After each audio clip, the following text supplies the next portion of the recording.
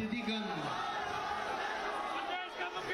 जोश के साथ, जय घोष के साथ, पुष्प की वर्षाओं के साथ माननीय मुख्यमंत्री महोदय का अभिनंदन और स्वागत कर रहे हैं। निरंतर तालियां बजती रहे। माननीय मुख्यमंत्री हिमाचल प्रदेश आदरणीय श्री जयराम ठाकुर जी आज करोड़ों रुपए की सौगात लेकर यहाँ आए हैं। माननीय मुख्यमंत्री महोदय जब भी आते हैं कुछ न कुछ देकर जाते हैं। विभिन्न लोकार्पण का शिलान्यास के लिए पूजा हेतु जाते हुए माननीय मुख्यमंत्री महोदय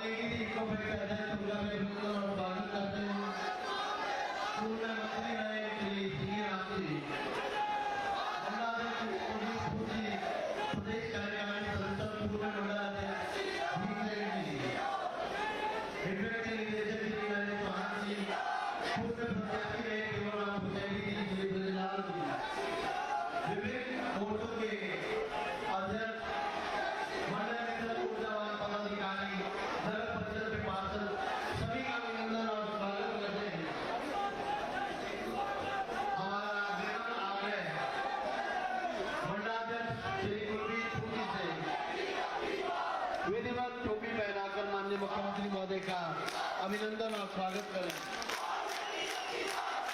बलबीर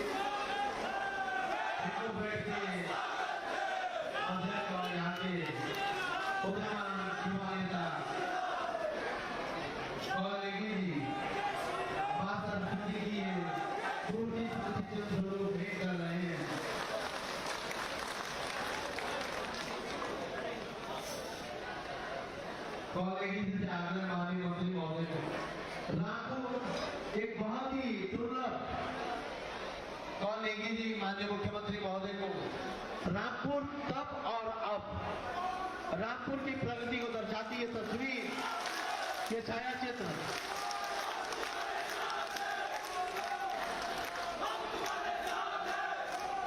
कौन लेंगे जिनसे आग्रह माननीय मंत्री महोदय को सम्मानित करने के लिए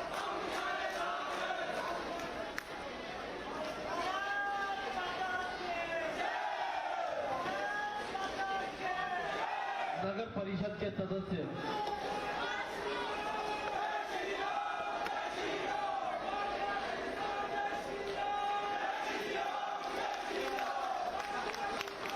विधायक चौपाल माननीय बलबीर वर्मा जी हमारे मध्य विद्यमान है कॉलेज जी से आग्रह उन्हें सम्मानित करने के लिए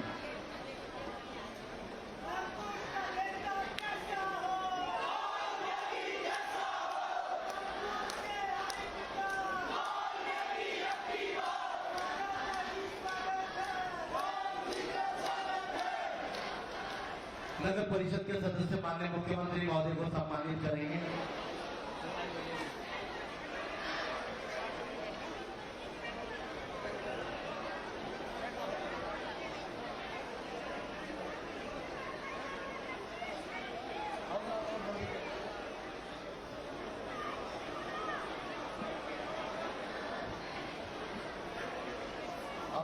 माननीय मुख्यमंत्री महोदय को नगर परिषद के हमारे पार्षदगण और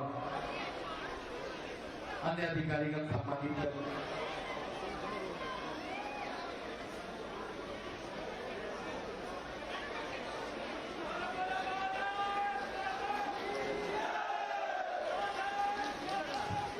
नगर परिषद के सदस्य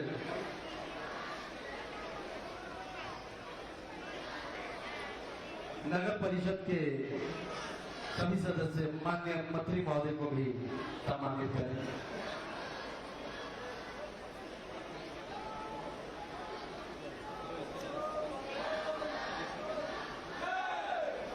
नगर परिषद के सदस्य माननीय सूरज सिंह जी फॉरेस्ट कॉर्पोरेशन के अध्यक्ष उन्हें सम्मानित करेंगे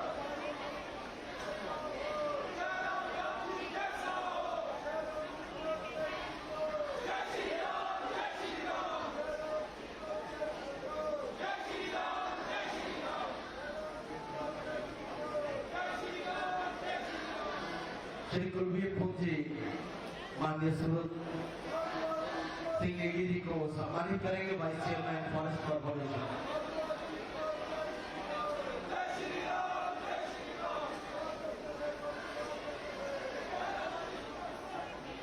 बहुत बहुत धन्यवाद बहुत बहुत आभार महोदय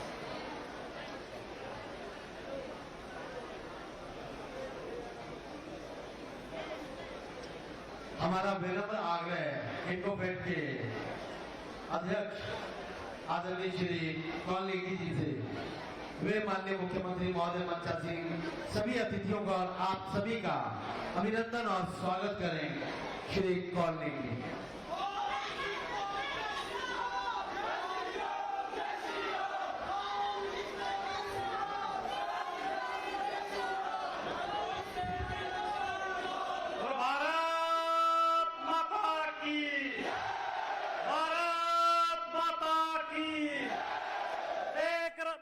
जयराम जी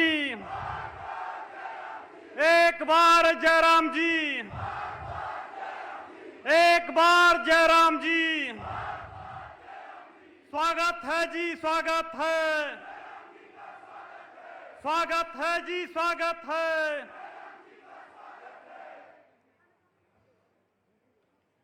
प्रगतिशील हिमाचल 75 वर्ष तब और अब आज के इस कार्यक्रम में मुख्य अतिथि के तौर पर उपस्थित हिमाचल प्रदेश के समाज की अंतिम पंक्ति में बैठे हुए व्यक्ति के दुख दर्द को समझते हुए उनके दुख दर्द को मिटाने का संकल्प लेकर पिछले लगभग 4.5 वर्षों से काम कर रहे सहस्त्रों जनों के जननायक हिमाचल प्रदेश के लोकप्रिय यशस्वी मुख्यमंत्री आदरणीय माननीय श्री जयराम ठाकुर जी, मंच पर उपस्थित हमारी रामपुर विधानसभा क्षेत्र की समस्याओं को विधानसभा के अंदर और कैबिनेट के अंदर मजबूती से पक्ष रखने वाले, हमारी रामपुर विधानसभा की मांगों को सरकार के समक्ष मजबूती से पक्ष रखने वाले हिमाचल प्रदेश सरकार में वरिष्ठ मंत्री आदरणीय श्री सुरेश भारद्वाज जी, मंचासीन चौपाल के लोकप्रिय विधायक आदरणीय बिट्टू वर्मा जी, फॉरेस्ट कॉर्पोरेशन के चेयरमैन आदरणीय श्री सूरत नेगी जी, रामपुर मंडल के सम्माननीय अध्यक्ष आदरणीय कुलवीर खून जी, पूर्व में मंडल अध्यक्ष रहे वर्तमान में प्रदेश कार्यकारिणी सदस्य आदरणीय भीमसेन ठाकुर जी, हमारे हिमपैड के निदेशक आदरणीय नरेश चौहान जी, पूर्व में रामपुर विधानसभा क्षेत्र से मंत्री रह चुके आदरणीय सिंघी राम जी, पूर्व में रामपुर भाजपा से प्रत्याशी के तौर पर चुनाव लड़े आदरणीय बृजलाल जी,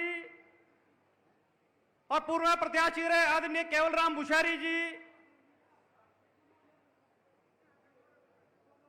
उपायुक्त शिमला श्री आदित्य नेगी जी, एसपी शिमला मोनिका बटुंगरू जी, हमारे भाजपा मोर्चों के सभी अध्यक्ष आदरणीय विष्णा भंडारी जी, आदरणीय कायज जी, गोपाल बंसल जी, नागेंद्र जी, भारतीय जनता पार्टी के सभी वरिष्ठ कार्यकर्तागण और इस पंडाल में उपस्थित सभी पंचायतों से आए पंचायत के प्रतिनिधि, सभी महिला मंडलों से आए महिला मंडलों के पदाधिकारीगण, युवक मंडलों के पदाधिकारीगण, उपस्थित मातृशक्ति बुजुर्ग भाई और बहनों, यहां पर उपस्थित प्रिंट मीडिया और इलेक्ट्रॉनिक मीडिया से आए पत्रकार बंधु भगिनी, मैं सर्वप्रथम आप सभी का रामपुर बुशहर के इस लवी ग्राउंड में आप सभी का हार्दिक स्वागत करता हूं, अभिनंदन करता हूं।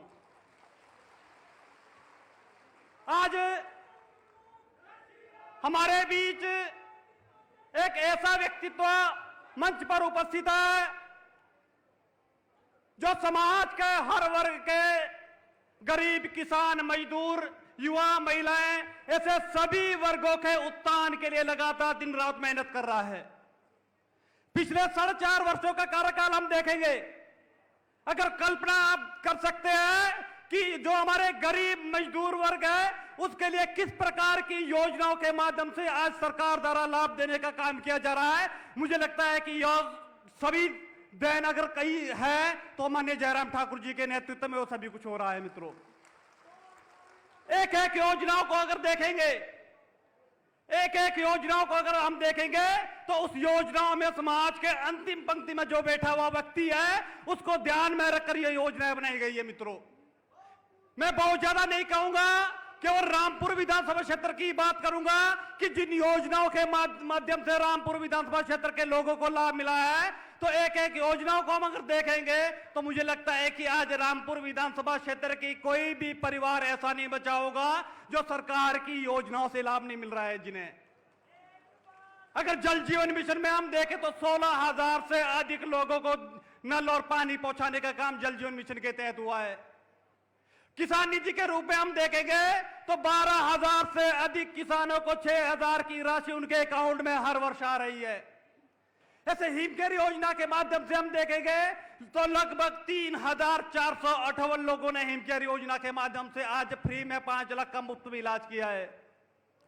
और सारा योजना, मुझे लगता है कि सारा योजना, मगर कल्पना कर सकते हैं कि जो व्यक्ति पूरे जीवन भर किसी ना किसी के सहारे के रूप में आगे बढ़ना पड़ता था, और आप कल्पना कीजिए, ये कोई वोट बैंक के लिए नहीं है, आप कल्पना कीजिए जो सारा योजना में लाभार्थी लोग हैं, कितने लोग वोट देने जाते होंगे, आप कल्पना कर सकते हैं। तो ऐसे सारा योजनाओं में लगभग 148 लोगों को 3,000 की राशि प्रतिमाह उनके लिए आ रही है। तो मुझे लगता है कि इस तरह की योजना लाने का काम अगर हिमाचल प्रदेश में किया है तो माननीय जयराम ठाकुर जी के नेतृत्व में किया है। मित्रों, आप कल्पना कर सकते हैं इस तरह की योजना जो डायरेक्ट गरीब लोगों तक पहुंच रही है, ये कैसे हुई? तो मुझे लगता है कि आपको जयराम ठाकुर जी के जीवन को देखना पड़ेगा, किस प्रकार से गरीब परिवार से निकला हुआ व्यक्ति संघर्ष करते हुए आज प्रदेश का मुख्यमंत्री बन सकता है। तो मुझे लगता है कि इससे बड़ा उदाहरण हमें देश में कहीं देखने को नहीं मिलेगा।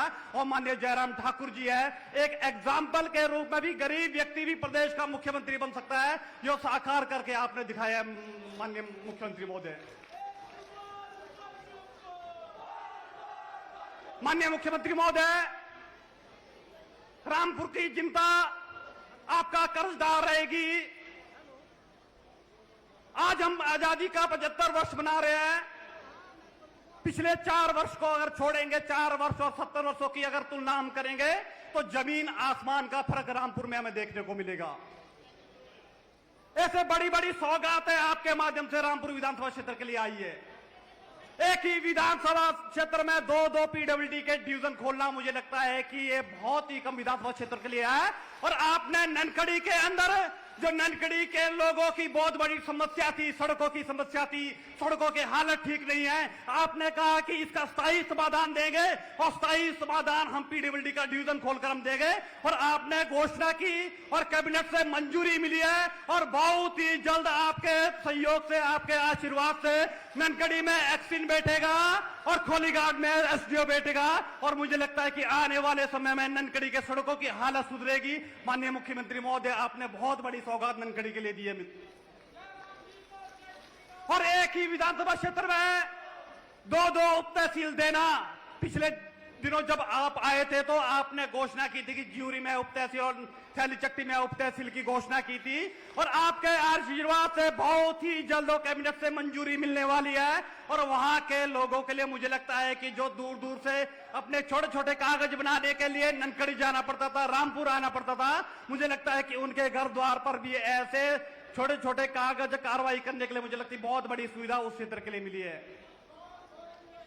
और आपके माध्यम से रामपुर के अंदर पीएचसी को सीएचसी अपग्रेड करना, सनातन स्कूल को अपग्रेड करना, और ऐसे रामपुर विधानसभा क्षेत्र के लिए ज्यूरी में और ननकड़ी में अग्निशमन केंद्र खोलने की घोषणा करना, और अपने नीरज के अंदर बिजली विभाग का सब डिवीजन खोलने की घोषणा करना।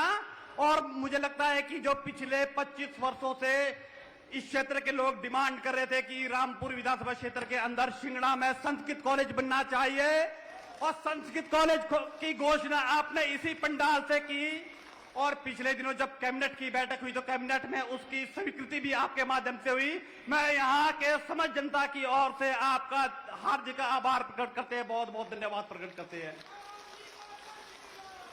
माननीय मुख्यमंत्री महोदय, आपने रामपुर के लिए बहुत कुछ दिया है। मुझे लगता है कि रामपुर की जनता हमेशा कर्जदार रहेगी, लेकिन रामपुर के अंदर समस्याओं का इतना सारी समस्याएं पड़ी है, मुझे लगता है कि जितना भी मांगोगे उतना कम यहां देखने को मिलता है। हम आज के इस कार्यक्रम में बहुत ज्यादा मांगने के लिए तो आपके समक्ष नहीं उपस्थित हुए, लेकिन छोटी छोटी समस्या में आपके समक्ष रखता हूं और आपसे आग्रह करता हूं कि उस पर भी आप गौर करते हुए उसका समाधान करें।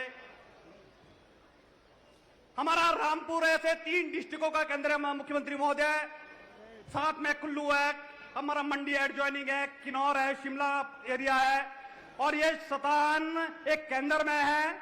यहाँ के लोगों की बड़ी समस्या है कि यहाँ पर पुलिस जिला का मुख्यालय बनना चाहिए, लेकिन यहाँ पर जो हमारा कुल्लू का बिल्कुल साथ में है दरिया से पल्ली तरफ, वहां पर कई प्रकार की जब क्रिमिनल गतिविधियां होती है, नशे का व्यापार होता है, तो बहुत बड़ी समस्या।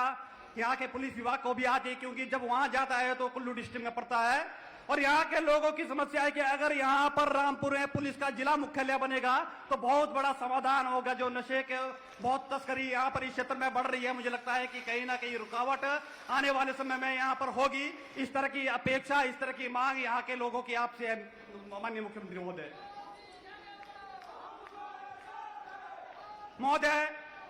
शिमला के बाद अगर कोई सबसे बड़ा मीडिया का अगर सेंटर है तो रामपुर है, यानी राजधानी के बाद सबसे बड़ा सेंटर अगर है तो रामपुर है, जहां पर हर मीडिया के संपादक एडिटर यहां पर होते हैं। लेकिन हमारे मीडिया कर्मचारियों को कोई एक ऐसा स्थान नहीं है, जहां प्रेस क्लब नहीं है, जहां पर वो बैठकर वो अपनी मीडिया की गतिविधियां चला सकते हैं। और हम आपसे मांग करते हैं कि एक प्रेस क्लब रामपुर के अंदर बने और उसकी घोषणा आपके माध्यम से हो। और सारे मीडिया के सभी लोगों की भी आपसे मांग है कि रामपुर के अंदर प्रेस क्लब बनना चाहिए। महोदय, ऐसे खिंचा पई संग्राल और 15-20 का क्या, ऐसे दोनों क्षेत्र बहुत ही दुर्गम क्षेत्र है और यहां पर आज तक बस की सुविधा नहीं है। और आपके माध्यम से यहां के स्थानीय लोग भी यहां पर उपस्थित हुए हैं, वो मांग करते हैं कि यहां पर बस अगर लगेगी तो वहां से आने जाने के लिए सुविधा होगी, वहां से रामपुर आने के लिए, शिमला जाने के लिए वहां पे सुविधा होगी। इस तरह की मांग भी यहां के स्थानीय लोगों की आपसे है। दूसरा मंत्री महोदय, अपना जो करतोड़ स्कूल है, कई वर्षों से वो मिडिल स्कूल है, उसको हाई स्कूल अपग्रेड करने की मांग है। अपना जो नेहरा में प्राइमरी स्कूल है, लगभग 50 वर्षों से प्राइमरी स्कूल है, उसको भी मिडिल स्कूल करने की स्थानीय लोगों की मांग है। और इसके अलावा जो तकलेच है, हमारा तकलेच ऐसे 12-20 क्षेत्र का एक सेंटर है, वहां पर बस स्टैंड कई वर्षों से नहीं बना है। बहुत समय, लंबे समय से वहां के लोगों की मांग थी कि तकलेच में बस स्टैंड बने। और इसी के साथ साथ जो खड़ान में मुख्यमंत्री महोदय पिछले लगभग 52 वर्षों से पीएससी वहां पर चल रही है और वहां के स्थानीय लोगों की मांग है 4-5 पंचायतों के अंदर वो खड़ान है। और अगर वहां पीएससी अपग्रेड करके सीएससी बनती है तो एक बहुत बड़ी समस्या का समाधान वहां के लोगों को मिलेगा।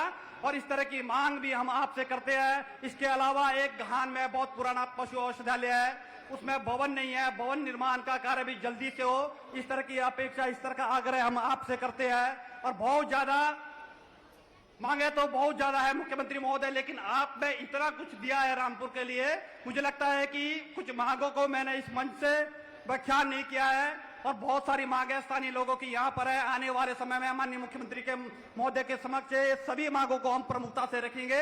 और आज के इस कार्यक्रम में विशेष तौर पर आप यहाँ पर उपस्थित हुए और पंचायत के हर क्षेत्र से यहाँ पर लोग आप यहाँ पर आए हैं, आप सभी का मैं दिल की गहराइयों से बहुत बहुत आभार प्रकट करता हूँ, बहुत बहुत धन्यवाद प्रकट करता हूँ।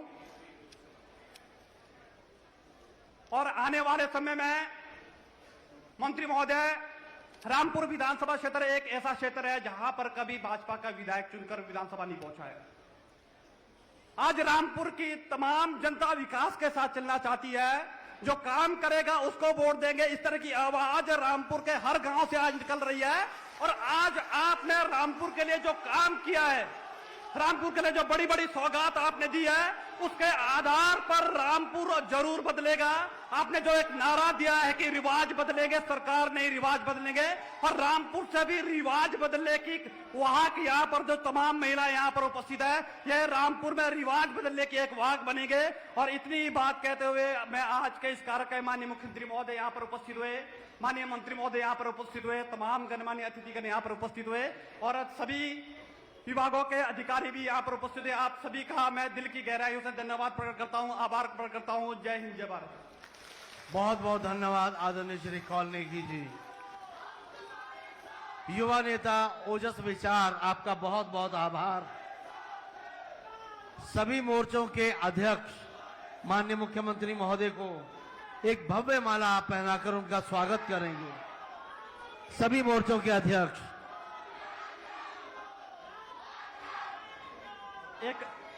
एक बात मैं छूट गया था, हमारी मुख्यमंत्री महोदय आपके सहयोग से जो केलड़ा मेजोरिटी पंचायत है, उस पंचायत को आपने रामपुर विकास खंड में सम्मिलित करने की घोषणा की गई थी और आज सारी विभागीय कार्रवाई पूरी हो चुकी है और केवल मात्र कैबिनेट से स्वीकृति मिलनी बची है। और आपके सहयोग, आपके आशीर्वाद से बहुत ही जो कलेड़ा मेजोरिटी पंचायत है, जो लंबे समय से मांग कर रही है कि हमारा रेवेन्यू का रामपुर के अंदर है, हमारी पुलिस चौकी रामपुर के अंदर है, हमारा अपना पंचायत का जो वो भी रामपुर विकासखंड के अंदर आएगी, तो वहां के पंचायत के लिए बहुत बड़ी सुविधा मिलेगी। पर आपके आशीर्वाद से बहुत ही जल्द कैबिनेट से स्वीकृति मिलेगी। इतनी बात कहते हुए मैं अपनी बात को विराम करता हूं। जय हिंद, जय भारत।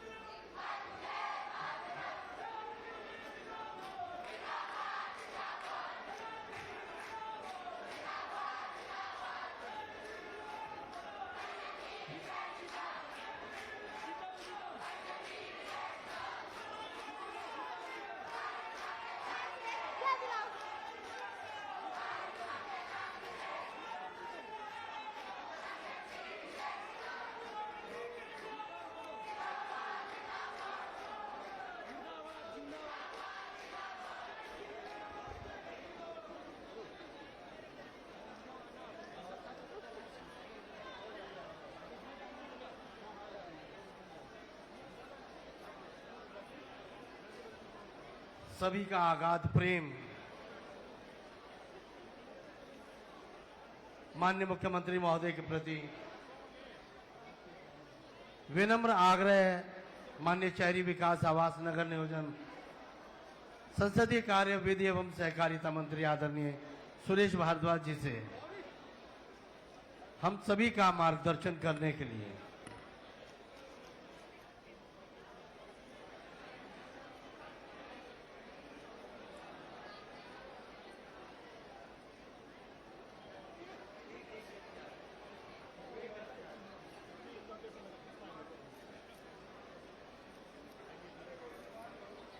पीछे तक जो उधर भी बैठे हैं सब मेरे साथ जवाब देंगे। भारत माता की। मेरी आवाज आपसे ज्यादा है, ये फिर रोडू और रामपुर का कंपटीशन हो जाएगा। भारत माता की, भारत माता की। वंदे वंदे वंदे।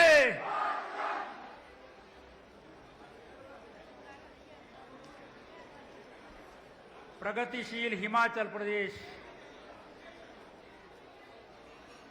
इस कार्यक्रम में आज यहां पर हमारे मध्य में उपस्थित हिमाचल प्रदेश की यशस्वी मुख्यमंत्री, हिमाचल प्रदेश के लाखों हृदयों के जननायक आदरणीय ठाकुर जयराम जी,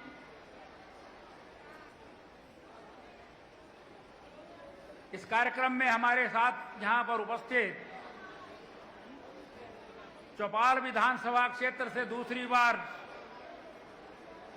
भारतीय जनता पार्टी के विधायक, हमारे वरिष्ठ नेता आदरणीय श्री बलवीर सिंह वर्मा जी,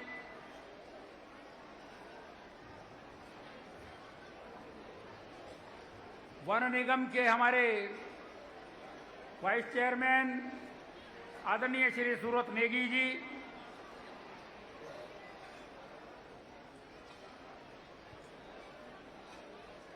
और इस रामपुर में इतिहास बदलेगा और उसकी दृष्टि से आज हमारे मध्य में यहां पर उपस्थित हैं जो अनेक वर्षों तक सारे प्रदेश में हिमाचल प्रदेश की तरुणाई की अगुवाई करते रहे हैं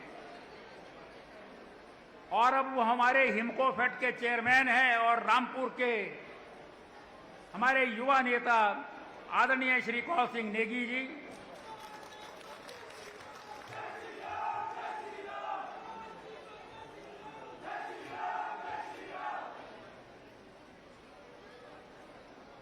कौल जी के साथ साथ हमारे रामपुर शहर मंडल के अध्यक्ष का भी बदलाव हुआ है। इस रामपुर क्षेत्र से कांग्रेस के विरोध में अगर कोई एकमात्र विधायक चुनकर के आज तक आया है तो वो 1977 में आया था। तब स्वर्गीय श्री निंजू राम जी जनता पार्टी के प्रत्याशी के रूप में जीत करके आए थे और उस जीत के लिए जिनका जो है वो सबसे महत्वपूर्ण योगदान रहा और निंजू राम जी को आगे लाने का काम रहा था, वो हमारे विद्यार्थी परिषद के पुराने कार्यकर्ता श्री मोहनलाल खून जी होते थे। आज अनेक वर्षों के बाद उसी मोहनलाल खूंद जी के परिवार से उनके छोटे भाई रामपुर मंडल के हमारे मंडल अध्यक्ष बने हैं श्री कुलवीर खूंद जी, और मुझे लगता है कि इस बार फिर से जो है इतिहास बदलने वाला है। यहां पर हमारे मध्य में हमारे बहुत ही पुराने जो हैं वो निष्ठावान कार्यकर्ता, दूसरा कोई व्यक्ति ना हो तो उनको कमान सौंप दी जाती है, ऐसे है हमारे जो है वो कमांडर रहे, आजकल प्रदेश कार्य समिति के सदस्य और पूर्व में मंडल अध्यक्ष आदरणीय श्री भीमसेन ठाकुर जी, इस क्षेत्र से अनेक बार प्रतिनिधित्व कर चुके आदरणीय श्री सिंगीराम जी, कैलाश फेडरेशन के पूर्व में चेयरमैन रहे, हमारे प्रत्याशी रहे आदरणीय श्री ब्रिजलाल जी, इस क्षेत्र से पूर्व में प्रत्याशी रहे श्री केवलराम बुशहरी जी, हमारी हिमफेड के निर्देशक और भारतीय जनता पार्टी की प्रदेश कार्य समिति के सदस्य आदरणीय श्री नरेश चौहान जी, यहां पर उपस्थित महिला मोर्चा की हमारी सम्माननीय अध्यक्षा श्रीमती कृष्णा भंडारी जी, जिला के महासचिव श्री गुप्ता जी,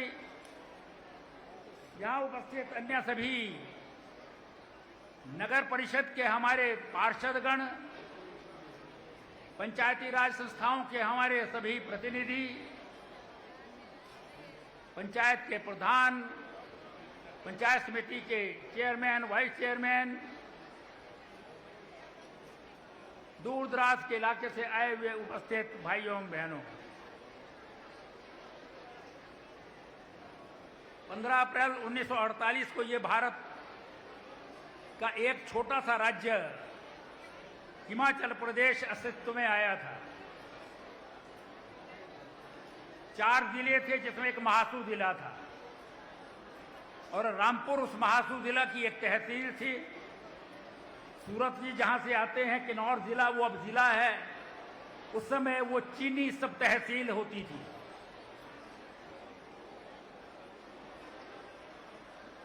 उन्नीस 1948 में भारत कहां था और आज कहां है? ये 75 साल की जो हमारी यात्रा है, ये यहां पर आपने फोटो के रूप में भी देखी जो माननीय मुख्यमंत्री जी को दिया गया, और शायद 48 से पहले का यहां पर कोई व्यक्ति इक्का दुक्का होगा, उसको जानकारी होगी कि उस समय क्या था। 75 साल में जो है वो देश ने बहुत प्रगति की है। ये पुरानी बुशहर रियासत होती थी, बाकी भी रियासतें थी, 30 रियासतों को मिलाकर हिमाचल बना था, लेकिन तब उस समय जो है वो शिक्षा का स्तर कहां था? उस समय हिमाचल प्रदेश की शिक्षा का स्तर 4.8% जो है वो पढ़े लिखे थे। घरों में जो है वो बहुत सारे लोगों को मालूम होगा कि आपके घरों में, गांव में रात को स्कूल चलते थे जिसमें अंगूठा लगाने वालों को हस्ताक्षर करना सिखाया जाता था।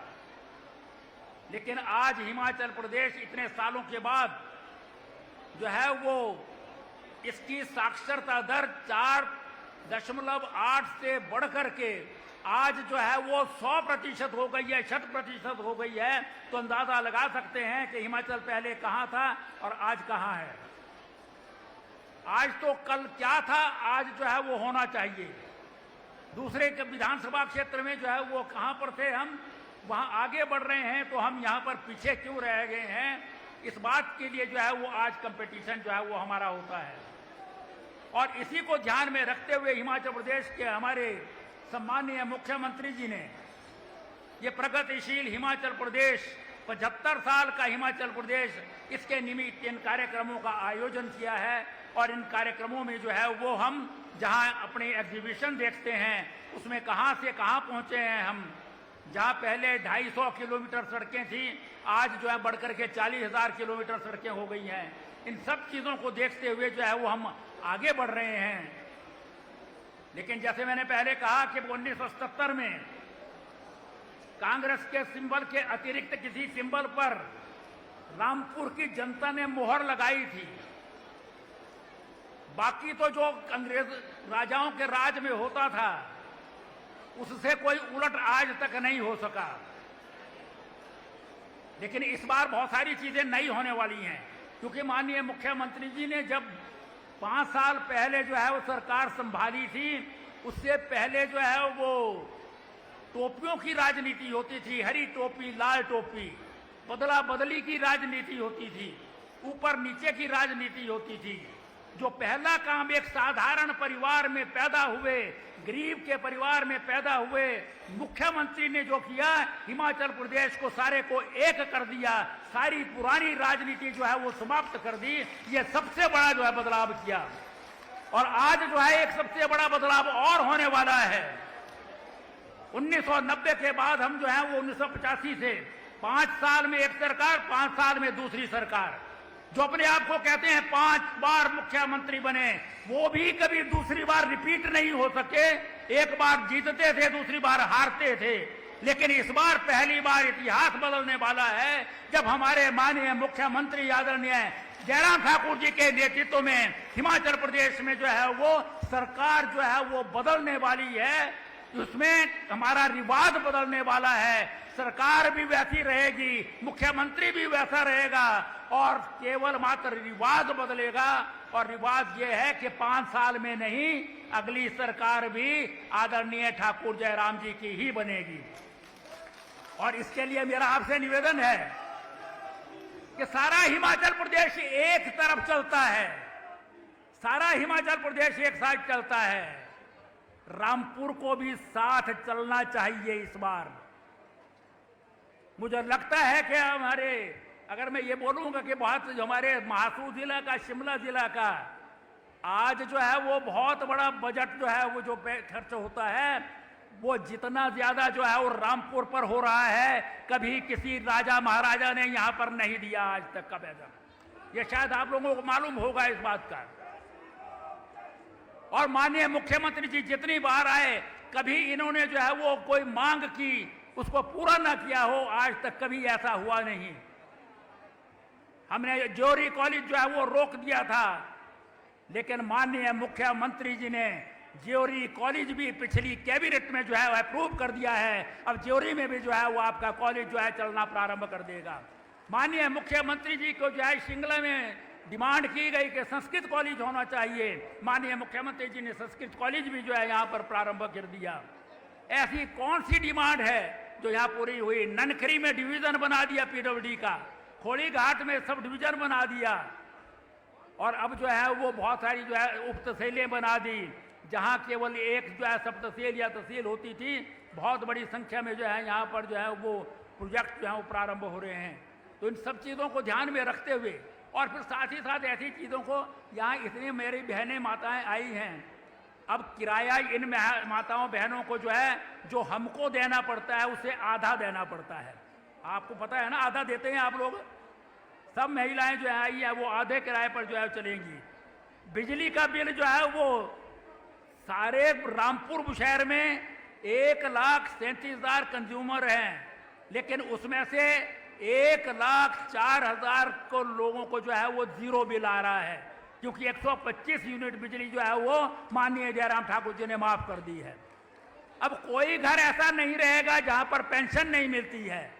आदरणीय मुख्यमंत्री जी ने सबसे पहला काम ही पेंशन का किया। घर में जो बुजुर्ग है, 60 साल से ऊपर की महिला बहन, हमारे पुरुष जो हैं, उनको 60 साल से ऊपर जो है वो सबको पेंशन 1700 रुपये मिलेगी। अब आपको इलाज के लिए जाना हो, पैसा जेब में नहीं होता था, वहां पर बिल बन जाता था, आप उससे पैसा मांगते थे, इलाज नहीं करवा पाते थे। लेकिन अब तो जेब में हिम केयर कार्ड रखना पड़ता है। माननीय मुख्यमंत्री जी ने हिम केयर का कार्ड जो है वो रखवाया है। हाथ जो है वो आप हिला रहे हैं, अगर कोई इसमें गलती होगी तो उसके लिए जो है वो यहाँ पर सीएमओ आए हैं, आप उनसे मिलकर के जो है उसको ठीक करा सकते हैं। किसी भी व्यक्ति को जो है 5 लाख तक का जो है वो इलाज पीजीआई में जाए, दिल्ली में जाए या शिमला में जाए या खंडेरी में जाए, वो मुफ्त में आपको इलाज मिलेगा। तो ये सब वो व्यक्ति कर सकता है जिसने गरीबी देखी हो, जिसको मालूम हो, जो ऐसे परिवार में पैदा हुआ हो, जो अपने आप जो है वो काम करते थे खेत में और उसके बाद जो है वो भोजन की व्यवस्था कर पाते थे। जो व्यक्ति जो है वो महलों में रहे हों, जो बहुत बड़ी बड़ी अट्टालिकाओं में रहे हों, जिनको मालूम नहीं है कि गरीबी क्या होती है, गांव क्या होता है, काशापाट कहाँ है, 15-20 कहाँ है, जिनको ये जानकारी ना हो, वो लोग जो है वो कर नहीं सकते हैं आम जनता का काम। और आज जो है वो अगर सारी योजनाएं बन रही हैं तो माननीय मुख्यमंत्री जी के नेतृत्व में गरीब के लिए बन रही हैं। गरीब को ध्यान में रखते हुए जो है वो योजनाएं बन रही हैं। इस बात को ध्यान में रखते हुए मेरा जो है वो केवल मात्र एक निवेदन है कि सारा हिमाचल प्रदेश एक तरफ चलता है। 67 कंस्टिट्यूएंसी भारतीय जनता पार्टी के साथ हैं। रामपुर जो है वो उसमें पीछे क्यों रहे? रामपुर भी सारे प्रदेश के साथ कदम से कदम मिला करके भारतीय जनता पार्टी नरेंद्र मोदी के नेतृत्व में और हिमाचल प्रदेश में आदरणीय ठाकुर जयराम जी के नेतृत्व में आगे बढ़ेगा। इस बात के लिए जो है वो हम आपसे निवेदन कर रहे हैं। आप जो है वो साथ कदम से कदम मिलाएंगे तो रामपुर भी जो है वो जो प्रगतिशील हमारे जो है वो बाकी विधानसभा के क्षेत्र हैं उनके साथ आगे बढ़ेंगे। बहुत सारी मांगे हैं, माननीय कौल सिंह नेगी जी ने यहाँ रखी हैं। वैसे इस कार्यक्रम में माननीय मुख्यमंत्री जी का आदेश है कि मांगे नहीं रखी जाएंगी, हम अलग से जो है उन मांगों को पूरा कर लेंगे। लेकिन रामपुर एक विशेष क्षेत्र है और रामपुर जो है वो इस बार भारतीय जनता पार्टी के साथ चलने वाला है। इस बात को ध्यान में रखते हुए मैं आदरणीय कौल सिंह जी ने जो डिमांड्स रखी हैं, बहुत सारी सुनी नहीं गई, लेकिन उसके बावजूद मैं जो रखी हैं इन्होंने उनका सबका समर्थन करता हूं। शिमला महासू के प्रभारी मंत्री के नाते आदरणीय मुख्यमंत्री जी से निवेदन करता हूं कि उनका पूरा करें ताकि ये हमारे साथ चलें। आप सबका बहुत बहुत धन्यवाद। जय भारत, जय हिमाचल।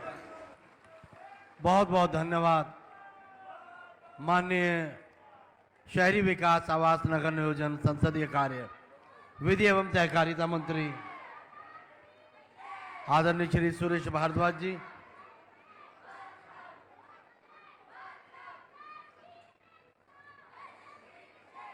हमारा विनम्र आग्रह माननीय मुख्यमंत्री हिमाचल प्रदेश आदरणीय श्री जयराम ठाकुर जी से हम सभी का मार्गदर्शन करने के लिए, हमें अपने प्रेरक विचारों से प्रोत्साहित करने के लिए महिला मोर्चा की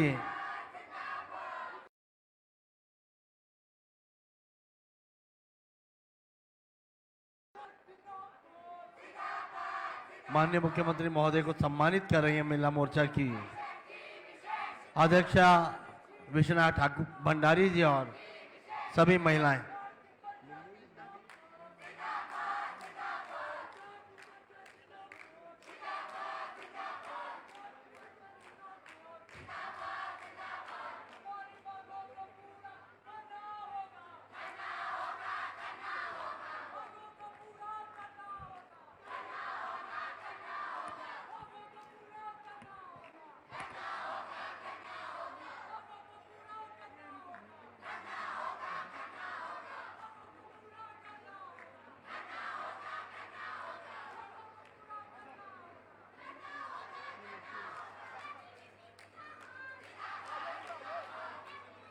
विनम्र आग्रह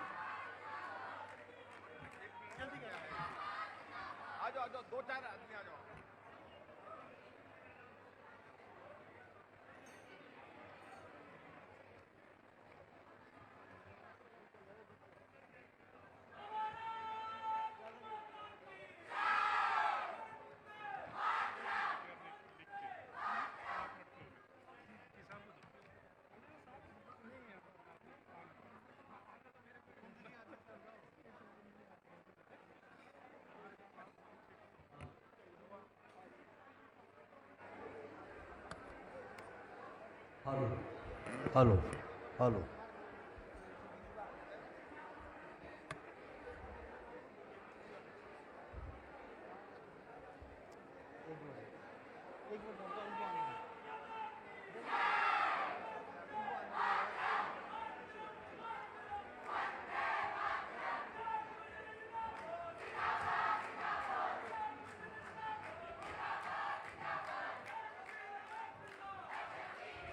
माननीय मुख्यमंत्री हिमाचल प्रदेश आदरणीय श्री जयराम ठाकुर जी। भारत माता की, भारत माता की। भाई सब बोलेंगे एक बार। भारत माता की, भारत माता की। बहुत धन्यवाद।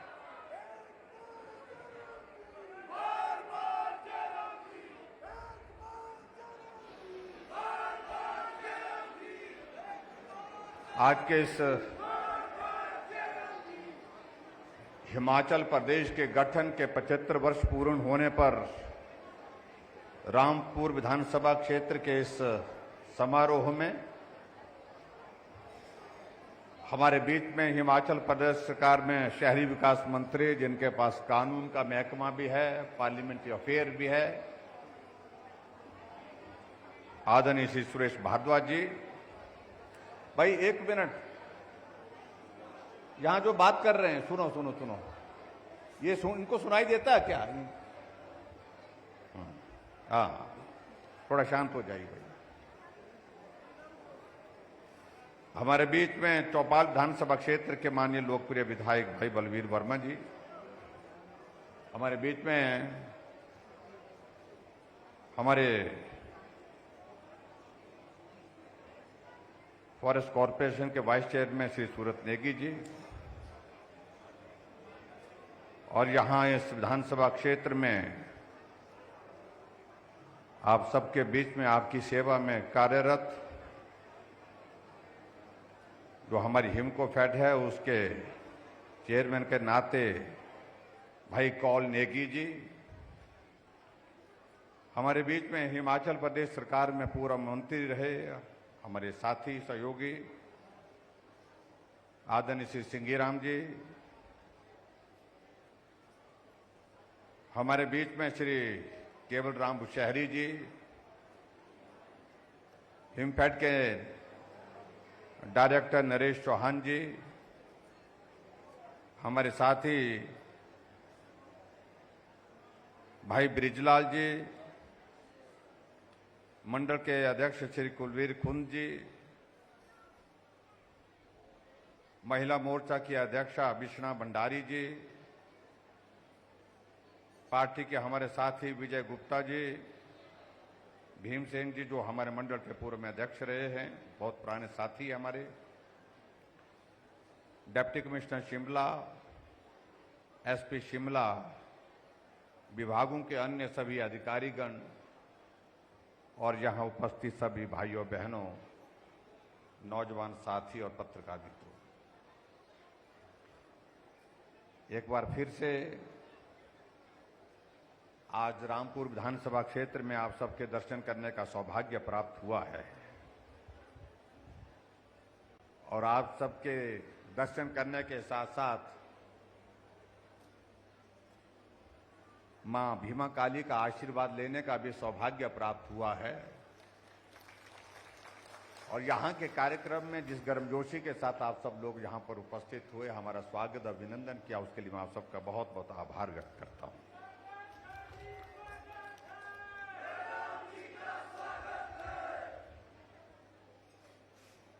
रामपुर में कई बार आना जाना होता है और जब रामपुर में आकर के आप सब लोगों से मिलना होता है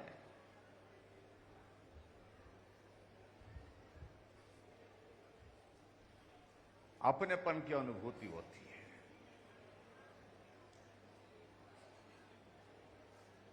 ये पहाड़, यहाँ का जीवन, यहाँ की परिस्थितियां, ये सारी चीजें याद दिलाती है। और मेरा ये मानना भी है कि आप हमको बहुत प्यार भी देते हैं। ये बात अलग है कि जब कोई परीक्षा की घड़ी आती है तो उस तरह का साथ कई बार नहीं मिलता है जिस तरह का साथ होना चाहिए।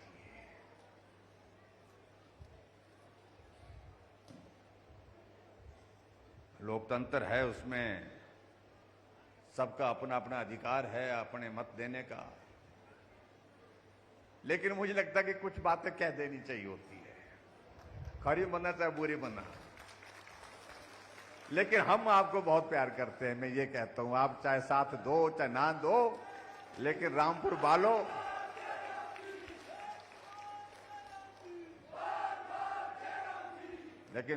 वालों आप कहीं और नहीं, यहां बसते हैं, दिल में बसते हैं, ये मैं कहना चाहता हूं।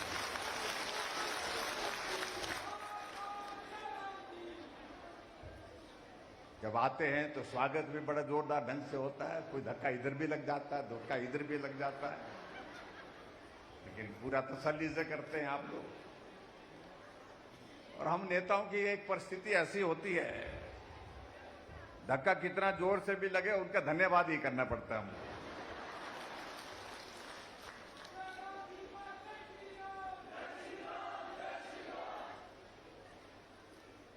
लेकिन सही मायने में इस बात को लेकर के आज का ये जो कार्यक्रम है, ये कार्यक्रम अलग तरह का। कई हमारे साथी आजकल बहुत परेशान हैं कि मुख्यमंत्री बड़े बड़े तंबू लगा रहा बोलते हैं। भाई, अगर लोगों को हम बुला रहे हैं, कार्यक्रम में उनको बिठा रहे हैं, बरसात का मौसम है, बरसात से भी बचा रहे हैं, बरसात नहीं है, आज रामपुर में धूप लगी है, इस धूप से भी आपको बचा रहे हैं, तो आपको परेशानी क्यों, ये पेट में मरोड़ क्यों हर बार हो रहा है? और बेवजह क्या क्यों हो रहा है?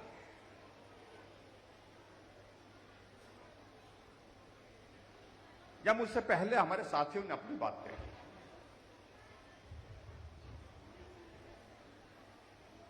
कि आज का ये कार्यक्रम अलग तरह का कार्यक्रम है। ये अलग तरह का इसलिए है कि कभी कभी हमको सारा काम छोड़ करके ये भी याद करना चाहिए हम कहां से शुरू हुए थे, आज हम कहां पहुंचे।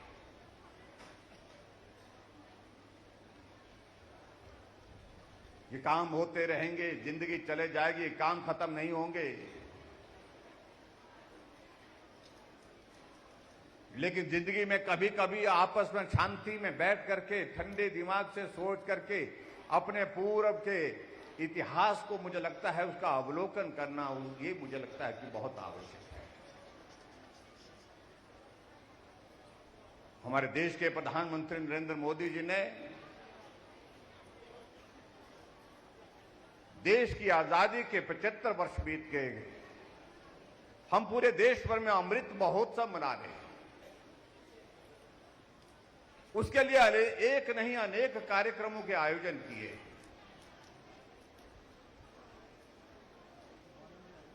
ताकि हमारी नई पीढ़ी इस बात को समझ सके कि देश की आजादी के लिए एक नहीं हजारों लोगों ने अपने जीवन की कुर्बानी दी,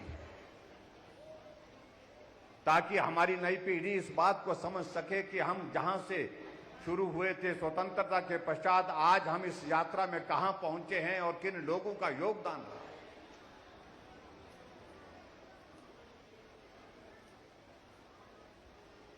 अभी कुछ दिन पहले 15 अगस्त का कार्यक्रम था और हमारे प्रधानमंत्री नरेंद्र मोदी जी ने एक आग्रह किया कि 15 अगस्त को हम अलग अलग स्थानों पर झंडे लगाते हैं, तिरंगा झंडा फहराते हैं, इस रस्म को करते हैं। और हम चाहते हैं कि इस रस्म में पूरा देश जुड़ना चाहिए। कुछ स्थानों पर क्यों, हर घर में तिरंगा झंडा लगना चाहिए, फहराना चाहिए। उन्होंने आवाज की, उन्होंने एक आग्रह किया कि आओ हम मिलकर के इस काम को आगे करने के लिए बढ़ते हैं, और एक नारा दिया, हर घर तिरंगा, घर घर तिरंगा। इस बात को लेकर के उन्होंने अपनी बात कही। और आज यहां भी आ रहा था मैं, रामपुर में भी आ रहा था। जब हम हेलीपैड से होकर के यहां गए, हम यहां सरहन के गांव में जाकर के मंदिर में माता भीमा काली जी का आशीर्वाद लेने के लिए, वहां पर भी हमने देखा छोटी छोटी दुकान पर भी तिरंगा लगा हुआ है, चाय की दुकान पर भी तिरंगा लगा हुआ है। कुछ लोगों ने इस पर भी प्रश्न खड़ा किया कि हर घर में तिरंगा लगाने से क्या होगा? होगा तो कुछ नहीं, लेकिन अगर दूसरे मायने में देखा तो होगा बहुत कुछ नहीं। अगर तिरंगे के प्रति हमारा सम्मान नहीं होगा इस देश में, तो सम्मान होगा किस चीज को? जिस तिरंगे की शान के लिए देश के नौजवानों ने अपने जीवन की कुर्बानियां दी थी, उस तिरंगे झंडे को फहराने के लिए लोग बोल रहे कि इससे क्या होगा? मैं समझता हूं ये बहुत दुर्भाग्यपूर्ण सोच के लोग हैं, और वो लोग जो इस तरह की सोच रखते हैं, वो सोच देश के हित की सोच नहीं।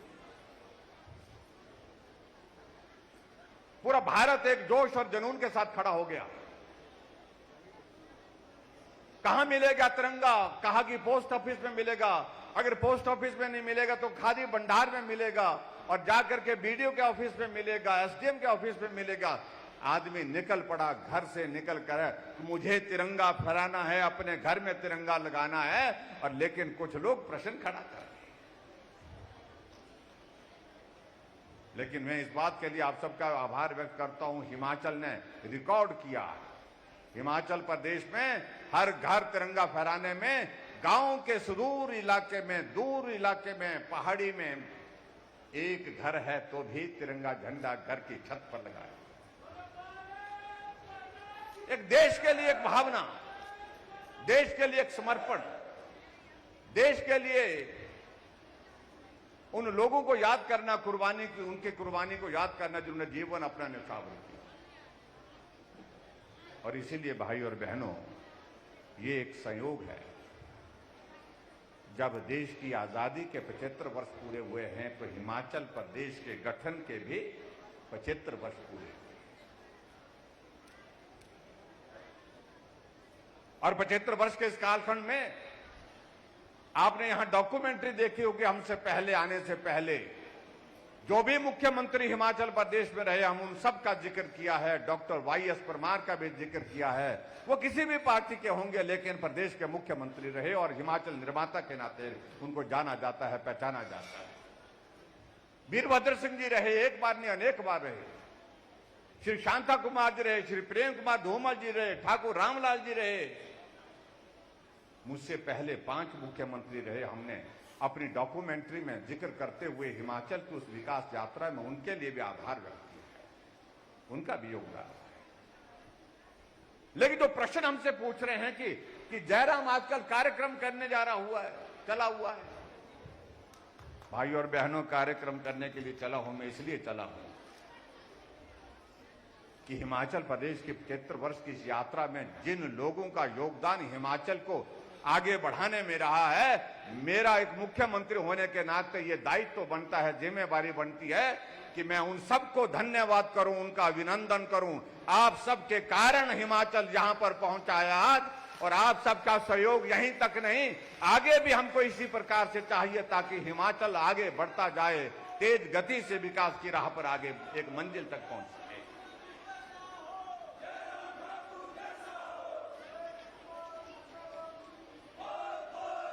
इसलिए हमने किसी नेता या अभिनेता को, किसी को कोई ऐसा नहीं है हमने कहीं विशेष श्रेय दिया हो। अगर हिमाचल की इस यात्रा का सबसे बड़ा श्रेय कहीं जाता है, वो श्रेय जाता है आप सब भाई बहनों को, मेहनत कश हिमाचल के वासियों को, एक मजदूर को, एक किसान को, एक बागवान को, एक कर्मचारी को, एक अधिकारी को, सबको जाता है श्रेय, क्योंकि सब लोगों ने अपने अपने हिसाब से योगदान दिया, ये प्रदेश आगे बढ़ा। इसलिए भाई और बहनों, ये कार्यक्रम हमने तय किया हिमाचल प्रदेश में हिमाचल के गठन के 75 वर्ष के पूरे होने पर हम 75 जगह कार्यक्रम करेंगे।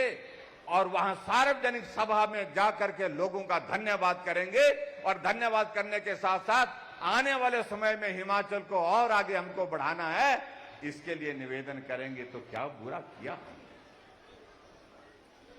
लेकिन हमारे मित्रों को बहुत परेशानी हो रही है। लोग आए, लोगों को ला रहे हैं, लोगों को बुला रहे हैं। मैं समझता हूं कि इतना परेशान नहीं होना चाहिए। जहां भारद्वाज जी भी जिक्र कर रहे थे, जब हिमाचल बना था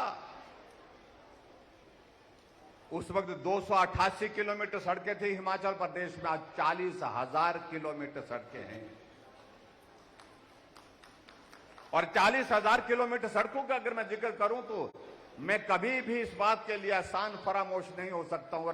हमको होना, ना आपको होना है, ना किसी और को होना है।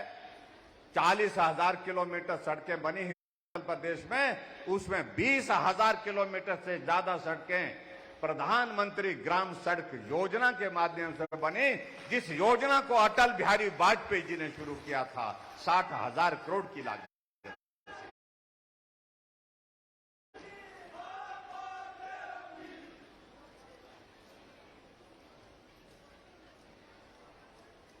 आज हम रामपुर में आए और रामपुर में आकर के आज हमने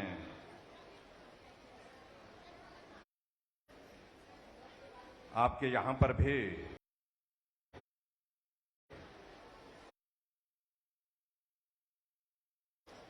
कुछ उद्घाटन किए, कुछ शिलान्यास किए, 7 उद्घाटन किए और 2 शिलान्यास किए और कुल मिलाकर के लगभग 25 करोड़ रुपए के उद्घाटन और शिलान्यास यहां हमारी बाईं तरफ ये पट्टिकाएं लगी हैं, यहां पर हमने संपन्न किए हैं। अगर एक एक योजना का मैं जिक्र करूं तो उसमें वक्त लग जाएगा, लेकिन एक योजना का मैं जिक्र विशेष तौर से करना चाहूंगा। शिमला से रामपुर लगभग 3 घंटे का सफर है।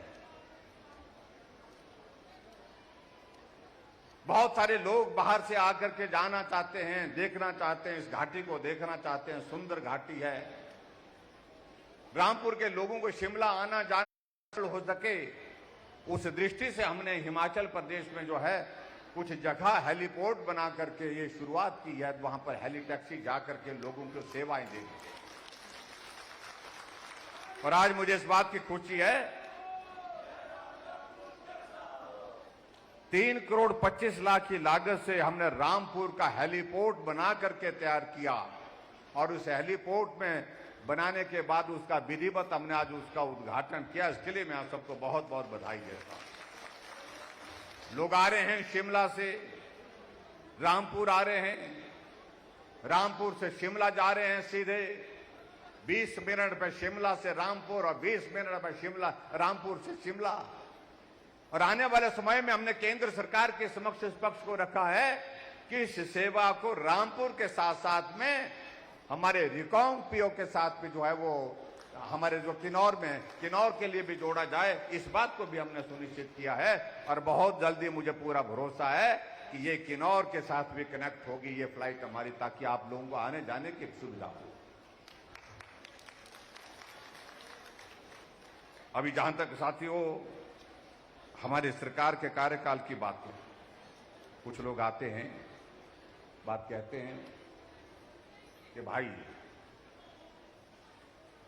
हिमाचल प्रदेश में जयराम ठाकुर की सरकार का कार्यकाल पूरा हो रहा है। भाई कार्यकाल तो 5 साल के लिए होता है, वो सबका पूरा होता है। जब 5 साल हो जाते तो पूरा होता है। लेकिन हमारे से परेशानी है जब आजकल हम थोड़ी सी एक बात थोड़ी हल्के से भी कह देते हैं कि हमने कहा कि रिवाज बदलेंगे। रिवाज बदलने पर हमारे कुछ मित्रों को इतनी परेशानी होने लगी कि ये रिवाज बदलने की बात क्या। मैंने कहा रिवाज तो हमारे अच्छे हैं, हम पहाड़ी लोग हैं, हम पहाड़ी हमारी संस्कृति है, जितने भी हमारे रिवाज बहुत अच्छे हैं। लेकिन एक रिवाज खराब पड़ा है कि 5 साल के बाद सरकार बदल जाती है, इस रिवाज को बदलेंगे, बाकी रिवाज वैसे के वैसे रहेंगे।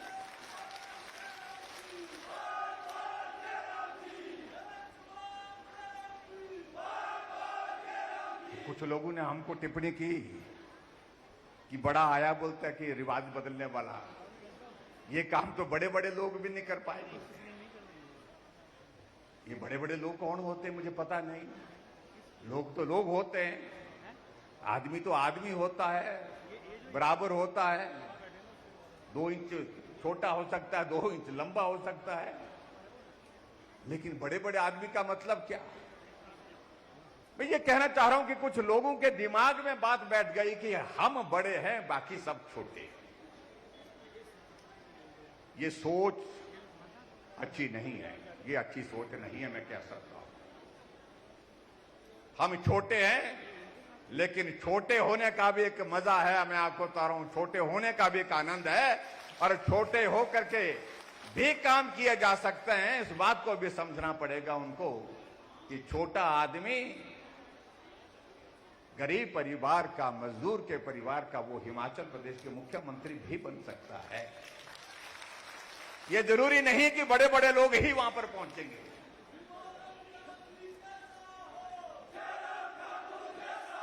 कहने लगे कि इस काम को तो सरकार को कोई भी सत्ता में ला नहीं पाया 5 साल के बाद।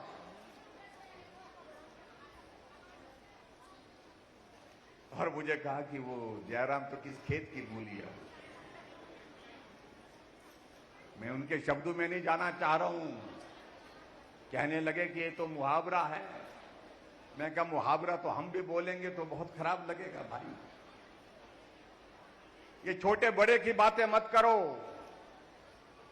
आजकल किस जमाने में ना छोटा है ना बड़ा है, लोग हैं तो बराबर के हैं। सबको कानून के मुताबिक उनको बराबर का अधिकार है, अख्तियार है। इस बात को समझने की आवश्यकता है, इसलिए इस मानसिकता को बदलने की आवश्यकता है।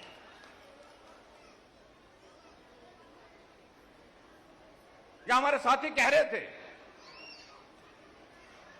बड़े बड़े लोग होने का मतलब यह नहीं है कि वो गरीब आदमी का दर्द समझ सकते हैं। मैं दावे के साथ कह सकता हूं, छोटे आदमी का दर्द छोटा आदमी ही समझ सकता है। गरीब आदमी का दर्द गरीब आदमी ही समझ सकता है, बड़ा नहीं समझ सकता है। इस बात को समझने की आवश्यकता है। मेरे सभी नेताओं के प्रति सम्मान है, मैं बहुत सम्मान करता हूं, लेकिन जब बड़े छोटे की बातें कहेंगे तो मैं समझता हूं, मैं कि बड़े में शामिल होना या छोटे में शामिल होना है। मैं कहता हूं कि अगर मुझे इस बात के लिए पूछा जाए तो मैं छोटे लोगों के बीच में शामिल होऊंगा, उनके बीच में रह करके काम करूंगा, उनके दुख दर्द में साथी बन करके, सहयोगी बन करके काम करूंगा।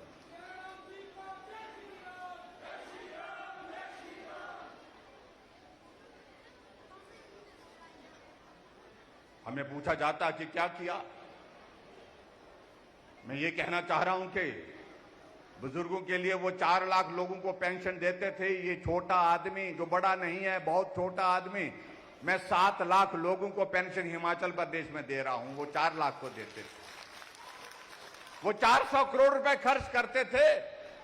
ये छोटा आदमी 1300 करोड़ रुपए खर्च कर रहे हैं गरीब लोगों के लिए पेंशन का प्रावधान करने के लिए। गरीब लोगों के लिए इलाज के लिए कोई योजना नहीं थी, क्योंकि बड़े लोग इस बात को सोच ही नहीं सकते थे, क्योंकि वो इतने बड़े थे कि कोई आदमी अगर बीमार होता है उसका इलाज कैसे होता उस परिवार में उन्हें मालूम नहीं। लेकिन एक छोटा आदमी इस पीड़ा को समझ सकता है। मैंने इस बात को देखा है, जब हमारे परिवार के कोई सदस्य बीमार हुए, हॉस्पिटल ले जाकर के जब इलाज करने के लिए बात आई तो रिश्तेदारों से मदद मांग करके उनके इलाज के लिए प्रयत्न किए गए, कोशिश की गई, जिंदगी को बचाने के लिए काम कैसे किया जा सकता है, उनकी जिंदगी को कैसे बचा सकता है। लेकिन बड़े आदमी को नहीं मालूम होता है। इसलिए मेरे दिमाग में इस बात को लेकर के पीड़ा थी, कभी जिंदगी में मौका मिलेगा तो गरीब लोगों के लिए इलाज का इंतजाम बिना पैसे के करना चाहिए। इसलिए हमने हिमाचल प्रदेश में हिमकेयर की शुरुआत की। मोदी जी ने आयुष्मान भारत की योजना पूरे देश के लिए चलाई, क्योंकि मोदी जी ने भी गरीबी को बहुत करीब से देखा है और जयराम ठाकुर ने भी गरीबी को करीबी से देखा है। इसलिए हमको मालूम है। आज गरीब आदमी अगर बीमार होता है, अगर पैसे जेब में नहीं है तो वो हिमकेयर का कार्ड ढूंढ करके जेब में डाल करके हॉस्पिटल जाता है और उसका इलाज वहां पर होता है। आयुष्मान भारत का कार्ड लेकर के हॉस्पिटल जाता है और उसका इलाज होता है। बड़े बड़े लोग नहीं कर पाए, जो एक बार नहीं अनेक बार हिमाचल प्रदेश में सत्ता में रहे, वो नहीं कर पाए।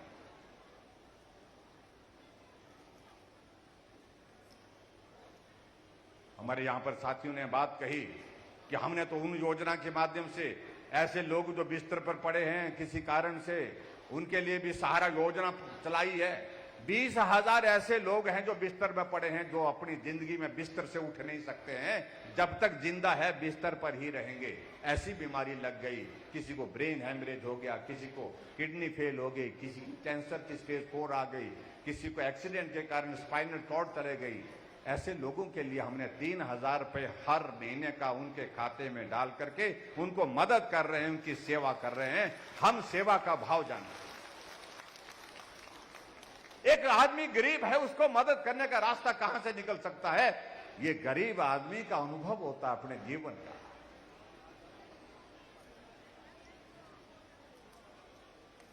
और इसी तरह से आगे बढ़ करके हमने ऐसे भी देखा हिमाचल प्रदेश में जो हमारी गरीब बेटियां हैं, उन बेटियों के लिए हमने कहा कि मां बाप की भी भावना होती है, बच्चे की भी भावना होती है। जब उसकी विदाई घर से होती है मां बाप के हाथों से, तो उसके भी कुछ अरमान होते हैं।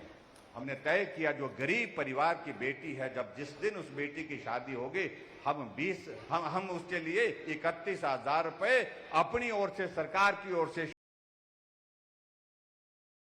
शगुन के रूप में उसको मदद करने के देंगे। इस बात को वही कर सकता है जो आदमी छोटा है, गरीब को जिसने समझा है, गरीबी को जिसने समझा है। बड़े आदमी के समझ में नहीं, वो तो हजारों लोगों को बुला करके निमंत्रण देंगे, आइए बेटी की शादी है, बेटे की शादी है, खूब आनंद के साथ शादी करेंगे। लेकिन गरीब आदमी इस भाव के साथ सोचता है कि काश मैं भी अपनी बेटी की विदाई के लिए कुछ कर सकता हूं। भाई, या तो आप कार्यक्रम में अगर नहीं आए हैं तो बाहर चले जाए, आपकी आवाज बहुत आ रही है। मैं इस बात को इसलिए कह रहा हूं कि मैं अभी कांगड़ा गया। कांगड़ा में गया तो कांगड़ा में जाकर के एक कार्यक्रम में, जहां एक बेटी, जहां हमने वो रखा था, इस प्रकार का कार्यक्रम रखा था, जो शगुन योजना के अंतर्गत जो लाभार्थी थे उनको हमने मदद करनी थी, उनके लिए वहां पर वो करना था। और जब कार्यक्रम के लिए वहां पर उस एक बेटी को मंच पर बुलाया गया, वो सामने आई, मैंने उसको बधाई दी, शुभकामनाएं दी कि आपकी शादी और आपको शगुन योजना के अंतर्गत 31,000 रुपए मिला है, आपको बहुत बहुत बधाई, शुभकामनाएं। लेकिन जिज्ञासा बस मैंने एक बात को पूछा उनसे, उस बेटी से मैंने पूछा, मैंने कहा बेटे एक बात तो बताइए, जो 31,000 शगुन योजना की ओर से, शगुन योजना का हमको, आपको सरकार की ओर से हमने जो दिया, उस पैसे का आपने क्या किया? आपने अपने खाते में डाला होगा, अपने पति के खाते में डाला होगा, या खर्च कर दिया, क्या किया? और उस बेटी ने माइक पर कहा कि मैं आपका धन्यवाद करती हूं कि आपने शगुन योजना, ऐसी योजना हम बेटियों के सम्मान के लिए शुरू की है, जहां हमको लगता है अगर कोई हमको आशीर्वाद नहीं दे पा रहा है मां बाप के सिवाय, तो आज हमको लगता है कि सरकार की ओर से आप भी एक पिता की तरह हमको आशीर्वाद देने के लिए खड़े हैं। 31,000 रुपये आपका आया। लेकिन मैंने पूछा उनसे, मुझे बताओ कि उस पैसे का क्या? उस बेटी ने कहा कि 31,000 रुपये जो मिला, ना मैंने अपने खाते में जमा किया, ना अपने पति के खाते में जमा किया। वो पैसा 31,000 में मैंने, जैसे मेरे अकाउंट में आया, मैंने पिताजी को निकाल करके दे दिया और पिताजी के हाथ में दे दिया। बहुत विचित्र लगा, बहुत बड़ी संख्या में लोग वहां पर बैठे थे और हम इस बात को सोचने लगे। मैंने कहा कि बेटे, वो तो हमने आपको दिए थे, वो शगुन योजना का पैसा तो हमने आपको दिया था, आपने पिता को क्यों दिया? उस बेटी ने कहा, भावुक थी, कि मेरे पिताजी मजदूरी करते हैं और पिताजी मजदूरी करते हैं, लेकिन पिता के नाते उनका बेटी के प्रति एक भाव जो था वो उसी तरह का था जो सबका होता है। पिताजी ने परिवार में बैठ करके कहा कि अपने सगे संबंधी जो है कम से कम उनको तो बुलाना पड़ेगा बेटी की विदाई के समय।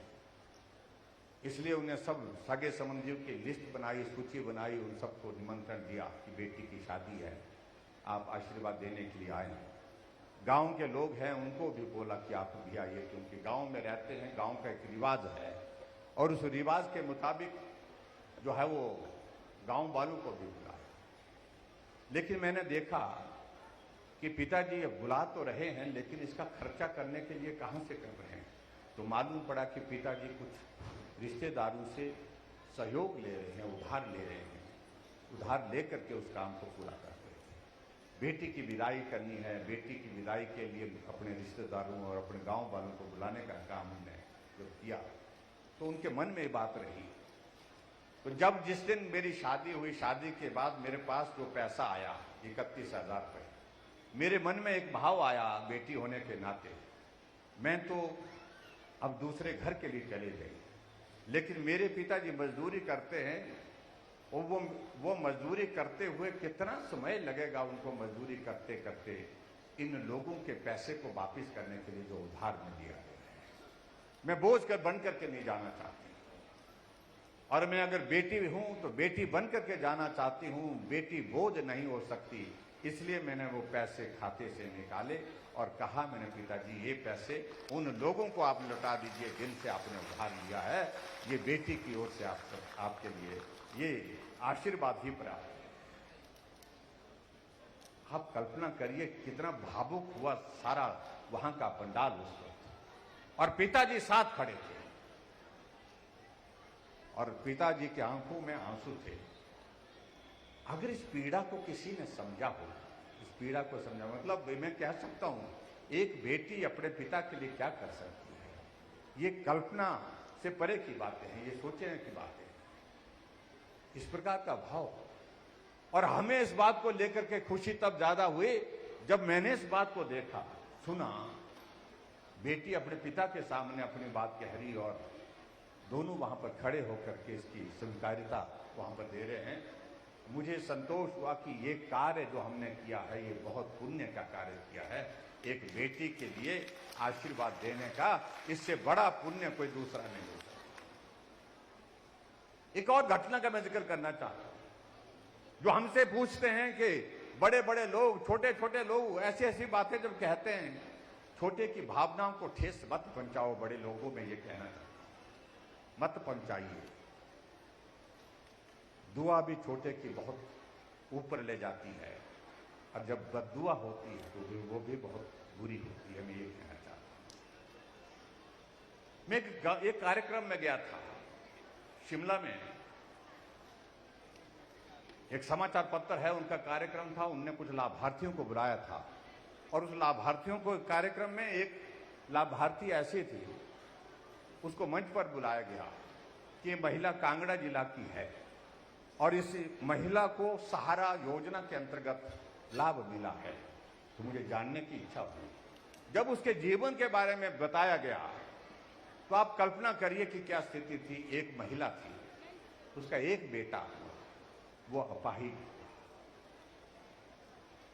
कुछ सालों के बाद दूसरा बेटा हो, वो भी अपाहिज, कुछ सालों के बाद तीसरा बेटा हो, तीसरी संतान हुई तो वो भी वैसे ही, और उसके बाद उसके पति ने उसको छोड़ करके वो चले गए।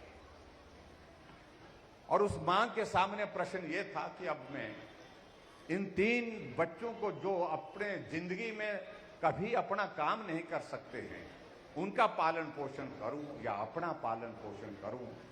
इनके पिता छोड़ करके चले गए।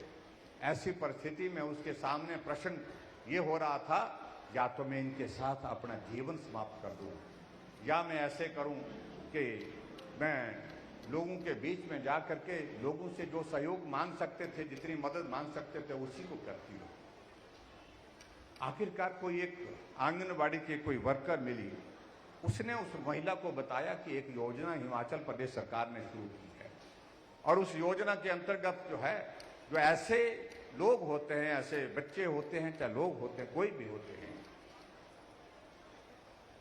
जो अपने बिल्कुल जो असमर्थ हैं कामकाज करने के लिए, किसी बीमारी के कारण, किसी कमी के कारण, तो उनके लिए सहारा योजना शुरू की है। तो 3,000 रुपये उसमें महीने का मिलता है।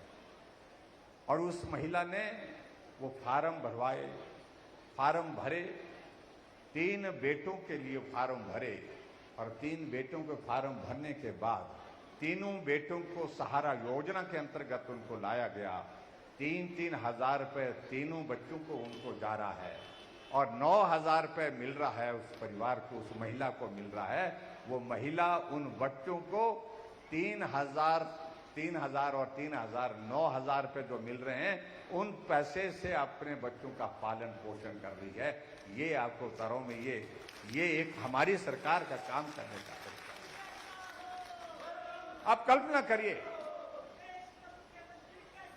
ऐसे गरीब लोगों के लिए काम करने का काम हमारी सरकार ने किया है, जो बड़े लोग नहीं कर पाए। बड़े लोग इसलिए नहीं कर पाए क्योंकि वो बहुत बड़े थे। उन्होंने छोटे लोगों का दर्द इस कदर समझा ही नहीं, वो समझ से उनके परे थे, वो विषय ही परे थे। इसलिए मैं इस बात को मैं कह रहा हूं। एक दिन मैं मंडी से होकर के कांगड़ा जा रहा था, रास्ते में नेशनल हाईवे पर गाड़ी चली थी, तेज गाड़ी चली थी। एक महिला रास्ते में खड़ी होकर के गाड़ी को रोकने का इशारा कर रही, एक हाथ में कागज का टुकड़ा लिए हुए, एक हाथ में हार लेकर के रुकने के लिए कह रही है। मुझे लगा कि ये महिला बहुत परेशान है और हमने गाड़ी रोकी। गाड़ी रोकने के बाद उस महिला ने मेरी खिड़की अपने आप खोली, आओ बोलते, नीचे उतरो बोलते। मैंने कहा ये कागज मेरे हाथ में दे दो, हार आपने लाया इसको भी मेरे हाथ में दे दो, बहुत आप बताओ। नहीं नीचे उतरो बोलते। मैं गाड़ी छोड़ करके नीचे उतरा सड़क पर, अब चलो मेरे साथ। मैंने कहा जाना कहां है माता जी, बताओ तो सही। बोलते ये मेरा घर है, सड़क के साथ खड़ा, ये मेरा घर है। तो मैंने कहा घर देख लिया, यहां से दिख रहा है, इसमें क्या देखना है। नहीं घर चलो, मेरे घर चलो। बाजू से खींचा और पकड़ करके घसीटते हुए अपने घर ले गई। और कमरे के अंदर जब पहुंचा तो देखा एक नौजवान बच्चा बेसुध पड़ा। मैंने कहा ये क्या हुआ था। कहा कि 21 वर्ष पहले इसका एक्सीडेंट हुआ और 21 वर्ष से ये कोमा में है। खाने की नली यहां को गले को काट करके यहां से डाली गई, ट्रैकियोस्टमी को बोलते, वो की गई है, उससे खाना उसको दिया जा रहा है। सारे शरीर अकड़ गया है, जकड़ गया है और मांसपेशियां सारी सिकुड़ गई। पीठ का हाल देखा तो बहुत सारे बेड सोल हुए पड़े। मैंने कहा और कौन रहता है। मेरे पति थे, वो अब रहे नहीं। बेटा था, पहले साथ रहता था, अब वो यहां से चला गया है, कोई दूसरी जगह घर बना करके आता नहीं। मैं मां होने के नाते पिछले 21 वर्षों से इसकी सेवा कर रही है। बिस्तर पर है, ना बोल सकता है, ना बात कर सकता है, ना समझ सकता है, कोमा में है। मैंने डॉक्टर की सारी टीम उसकी ड्रेसिंग के लिए वहां पर भेजने के लिए कहा और मैंने सहारा योजना के अंतर्गत तुरंत इसको रजिस्ट्रेशन करनी चाहिए। सहारा योजना के अंतर्गत उसका रजिस्ट्रेशन किया और 1 लाख रुपए उसके लिए मदद के लिए वही उसको पैसा दे करके जो है उसके लिए मदद का रास्ता निकालने। और बाद में उस महिला का हमको संदेश भी आया और संदेश हमारा कोई पार्टी का हमारा साथी उनके घर मिलने के लिए गया तो उन्होंने कहा कि जब मेरे घर के लोग मुझे छोड़ के चले गए, बेटा छोड़ करके चला गया, ऐसे संकट में मैं मां हो करके अपने बेटे को इस हालत में नहीं छोड़ सकती थी, मेरी मजबूरी है। अगर इस मजबूरी को किसी ने समझा तो हिमाचल प्रदेश की सरकार ने समझा और सहारा योजना का 3,000 रुपए अब आ रहा है, तो मैं थोड़ी जो मदद कर सकती हूं उसके इलाज के लिए, थोड़ा जो मदद कर सकती हूं मेरा घर के इसके लिए, मेरी मदद उसमें हो रही है। और विशेष तौर से उसने धन्यवाद कहा। हमारा काम करने का तरीका इस प्रकार का है। छोटे लोग इस तरह से काम करते हैं, एक दूसरे के दुख सुख में साथी बनकर के, सहयोगी बनकर के, जो बड़े लोग नहीं कर सकते। भाई और बहनों, बहुत बातें हैं जिन बातों का हम जिक्र कर सकते हैं। हमारे लिए प्रसन्नता का विषय है कि देश आज एक मजबूत हाथों में है नरेंद्र मोदी जी के। कोविड के संकट से हम पार हुए, आप सबका बहुत बड़ा योगदान रहा उसमें। वैक्सीन का दौर आया तो आप लोगों ने पूरे हिमाचल प्रदेश में समर्थन सहयोग दे करके पहली डोज भी पहले नंबर पर पूरी की, दूसरी डोज भी आप लोगों ने सबसे पहले पूरी की। इसके लिए मैं आशा वर्कर, आंगनबाड़ी वर्कर, हमारे हेल्थ केयर वर्कर, जितने भी हमारे जिन्होंने अपने जीवन को जोखिम में डाल करके काम किया, उनका एहसान हम चुकता नहीं कर सकते। आदमी बहुत जल्दी एहसान फरामोश हो जाता है, जल्दी भूल जाता है। और खासतौर से हम लोग तो सुबह से शाम तक इसी काम को देखते हैं। आज मैं किसी एक आदमी का काम करके दे देता हूं, उसके हाथ में, चल भाई तेरा ये मदद हो गई, लेकिन दूसरे दिन दूसरा काम लेकर के आता है, वो काम नहीं होता तो वो जो है वो तलक होकर के चला जाता है। कमाल है जी। इसलिए ये कली युग है।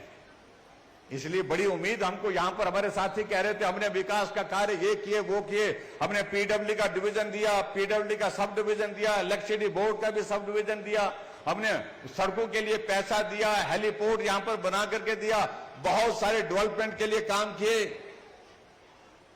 लेकिन अगर जयराम ऐसा सोचे कि बस हमने अच्छा किया है, बहुत अच्छा किया है, इसको लोग याद रखेंगे, वो जमाना नहीं रहा भाई, नहीं रहा तो नहीं रहा।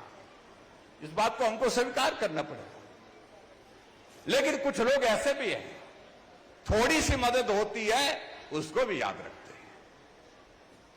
इसलिए जिंदगी में हमेशा एक बात करनी चाहिए कि जिसने भी कहीं मदद की बात की हो, वो भी छोटी नहीं है, वो भी बड़ी होती है। जब संकट होता है उस वक्त कोई मदद की बात भी कोई करता है तो भी बहुत हौसला होता है दिल को। तो इसलिए जहां जितना भी मेरे से इस विधानसभा क्षेत्र के लिए हो सकता था वो हमने करने की कोशिश की। लेकिन एक बात हम बार बार कहते हैं, भाई कभी तो चलो हम साथ होकर के चलें। जहां कौल जी ने अपने संबोधन में अपनी बातों का जिक्र किया, नौजवान है, सेवा करने का जज्बा है। जब मैं राजनीति में आया तो मैं भी इनकी तरह इसी उम्र में था लगभग, मैं भी दाढ़ी रखता था और लोगों के जज्बात के साथ बड़े जोश और जुनून के साथ काम करने की भावना रखता था।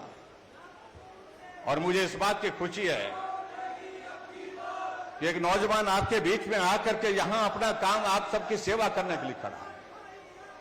हमारे साथ मंच पर बैठे हमारे वरिष्ठ नेता सब लोग हैं, सब लोग काम कर रहे हैं। हम पार्टी के संगठन के माध्यम से भी आप सबकी जितनी कोशिश कर सकते हैं वो कर रहे हैं। जो भी विकास के कार्य, जितना भी वरिष्ठ नेतृत्व तो यहां पर बैठा है। इसलिए मेरा आप सबसे निवेदन है कि आने वाले समय में इस बात को जरूर थोड़ा सा सोचिए। जो रिवाज बदले की हम बात कह रहे हैं, उस सिलसिले में मुझे सिर्फ इतना कहना है कि रिवाज बदले की बात हम यहां नहीं कह रहे हैं भाई, रिवाज पूरे देश में बदल गया। अभी हाल ही में चुनाव थे, उत्तराखंड में रिवाज था कि 5 साल के बाद सरकार बदल जाती थी, जब से उत्तराखंड बना है। लेकिन रिवाज बदला, धामी जी थे, धामी जी फिर आ गए, बदला रिवाज। तो क्या गलत बोला हमने? उत्तर प्रदेश में पिछले 37 वर्षों से हर 5 वर्ष के बाद सरकार बदल जाती थी, लेकिन रिवाज बदला। योगी जी थे, योगी जी फिर आ गए, क्या गलत बोला हमने? हरियाणा में जहां पर हमारी सरकार बनती नहीं थी कभी भी, वहां 2014 में मनोहर लाल खट्टर जी मुख्यमंत्री बने, भाजपा की सरकार बने। 5 वर्ष का कार्यकाल पूरा होने के बाद 2019 में फिर सत्ता में आए, फिर सरकार बने, रिवाज बदला, फिर मनोहर लाल खट्टर जी वहां पर काम कर रहे हैं। गोवा में रिवाज बदला, मणिपुर में रिवाज बदला, देश में सब जगह रिवाज बदला। हम कह रहे हैं जब सब जगह बदला तो हिमाचल में क्यों नहीं बदलना चाहिए भाई? बदलना चाहिए कि नहीं चाहिए? तो बदलना चाहिए तो भाई हम कहते हैं कि इसलिए हमने कहा कि सरकार नहीं रिवाज बदलेंगे अब की बार। तो हमारे मित्रों को बहुत परेशानी हो रही है भाई, ये रिवाज बदलने की बात तो बड़ी खराब कह रहे हैं आप। हमारे रिवाज अच्छे हैं, लेकिन ये रिवाज जो है इस रिवाज को बदलना है। और रिवाज बदलने की बात पहले दिन से कर रहे हैं हम, आज नहीं कर रहे। हमने हिमाचल प्रदेश में सरकार बदलने के बाद जो एक रिवाज बना हुआ था हिमाचल प्रदेश में कि पुराने सरकार के, पिछली सरकार के मामलों के खिलाफ मामले दर्ज करो, उनकी योजनाओं को रद्द करो, उनके नेताओं के ऊपर मामले दर्ज करो, यह रिवाज था। हमने कहा नहीं, इस रिवाज को बदलने की जरूरत है। हम मिलकर के चलेंगे, मिलकर के काम करेंगे।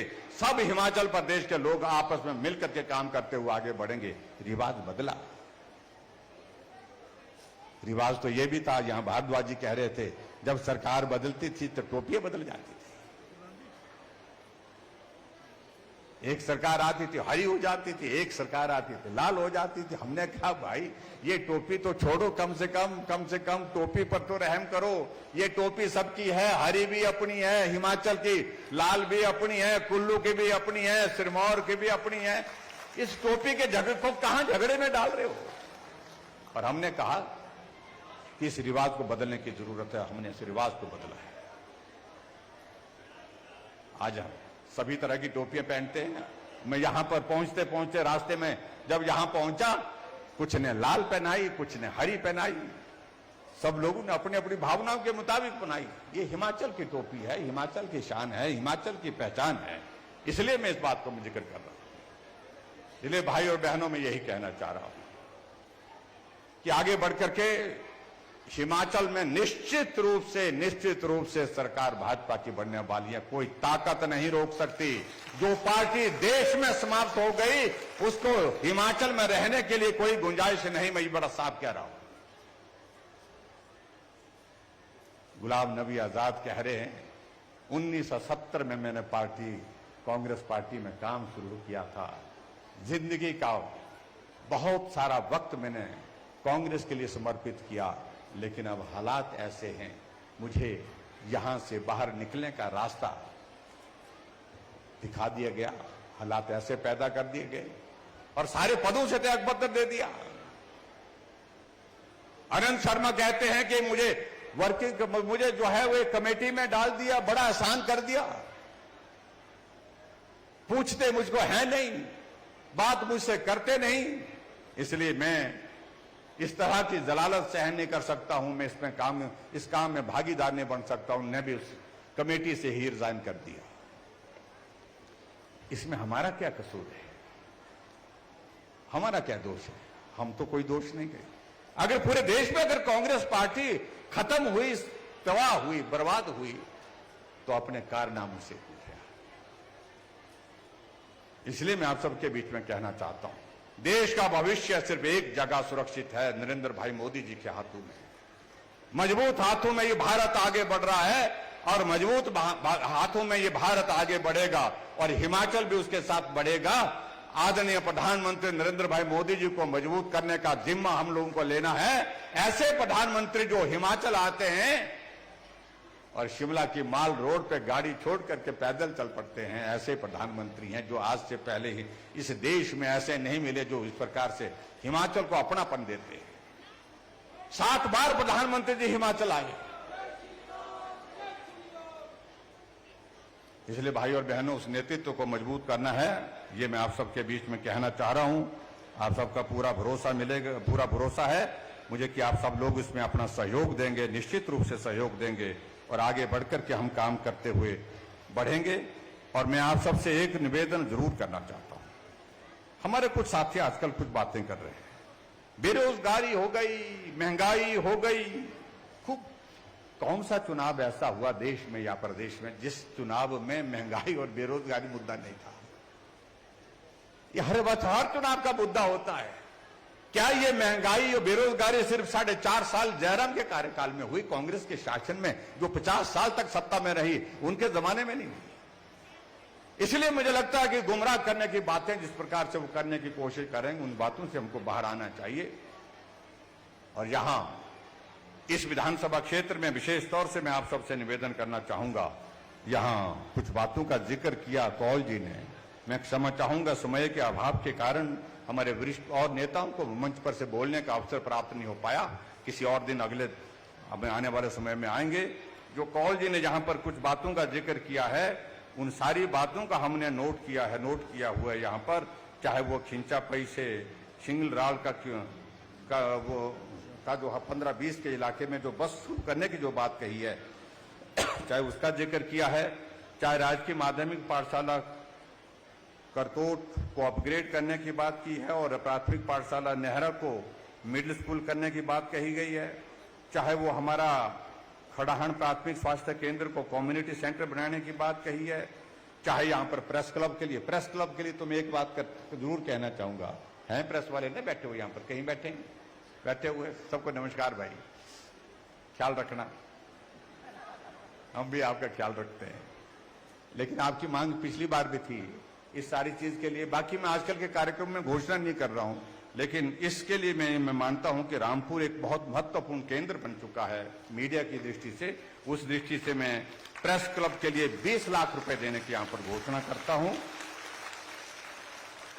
और इसी तरह से जुगुनी में हेल्थ सब सेंटर खोलने की बात कही गई है। तकलेच में कहा कि बस स्टैंड आने वाले समय में होना चाहिए।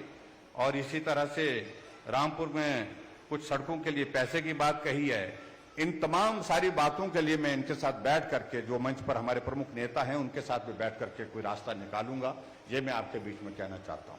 लेकिन मैं एक बार मैं अंत में जरूर आप सबसे निवेदन करना चाहता हूं, आओ मिलकर के साथ चलें, मिलकर के काम करें। हिमाचल जिस राह पर चल रहा है, निश्चित रूप से हिमाचल में भाजपा की सरकार बनेगी। कांग्रेस के 2 वरिष्ठ नेता हमारी पार्टी में हाल ही में शामिल हुए। एक कांग्रेस पार्टी का वर्किंग प्रेसिडेंट थे, एक कांग्रेस पार्टी के वाइस प्रेसिडेंट थे, 2 बार के विधायक दोनों हैं। जब हमारी पार्टी में आने का प्रस्ताव उनकी ओर से आया तो हमने तो उनका स्वागत किया ही। वो कहने लगे कि कुछ नहीं हो सकता इस पार्टी का, जब देश में नहीं बची तो यहां कहां से बचेगी, कोई संभावना नहीं, ना नेतृत्व के प्रति कोई सम्मान है, ना कोई कदर है, ना कोई, सब आपस में ऐसे लड़े भिड़े हैं, एक दूसरे के जो है वो माथा फोड़ रहे हैं। तो ऐसे में बेहतर है हम मिलकर के आपके साथ चलना चाहते हैं और भारतीय जनता पार्टी में शामिल हुए। इस भाव को मैं इसलिए कह रहा हूं, इस बात को मैं इसलिए कह रहा हूं कि पूरे देश की स्थिति ऐसी है और आने वाले समय में निश्चित रूप से यहां हिमाचल प्रदेश में ये स्थिति और तेजी से आगे बढ़ेगी। मैं इतना ही कहना चाह रहा हूं, माताओं बहनों के लिए हमने बसों का किराया आधा कर दिया, क्योंकि आप आबादी का आधा हिस्सा है, इसलिए हमने कहा बहनों के लिए किराया भी आधा। तो हमारे कांग्रेस के मित्र कहने लगे कि मुफ्तखोर बना दिया। मैंने कहा ऐसे शब्दों का मेहरबानी करके इस्तेमाल मत करिए। हमारी माताएं बहनें बहुत खुददार हैं, वो सम्मान को कभी भी ठेस पहुंचाने वाले व्यक्ति को माफ नहीं करती हैं। वो काम के लिए जाती है, काम के लिए आती है, आने जाने के लिए हमने उनकी मदद की है। इसका मतलब ये नहीं है कि उन्होंने उनको मुफ्तखोर किया, हमने मदद की है उनकी, सिर्फ आधा किराया हमने उनके लिए रखा है। और उसी तरह से एक और बात हमने की कि बिजली का किराया आता था, लट्टू जले च ना जले तो भी 55 रुपए आता था, 15 रुपए मीटर का किराया आता था, 40 रुपए फिक्स चार्जेस होते थे, चाहे लट्टू जले चाहे ना जले। यहां पर हमारे क्या होता है ना, जो 2 गिरी होती है जाकर के बड़े दूर होती है, गांव से, घर से दूर, आपको क्या पता नहीं क्या बोलते, 2 गिरी बोलते, क्या बोलते, 2 गिरी बोलते होने में ख्याल में। तो वहां पर तो आदमी जब फसल का काम होता तब जाते हैं, 4-6 महीने के लिए जाते हैं, और 4-6 महीने के बाद फिर उसके बाद वो 2 गिरी तो बंद रहते, लट्टू लगा दिया वहां पर एक बार, तो भी 55 रुपए वहां पर 2 गिरी में भी आ रहा किराया, भी क्योंकि मीटर लगा दिया है। और मीटर का किराया और उसके साथ साथ में सर्विस चार्जेस मिलाकर के 55 रुपए आपको हर महीने का देना पड़ता था।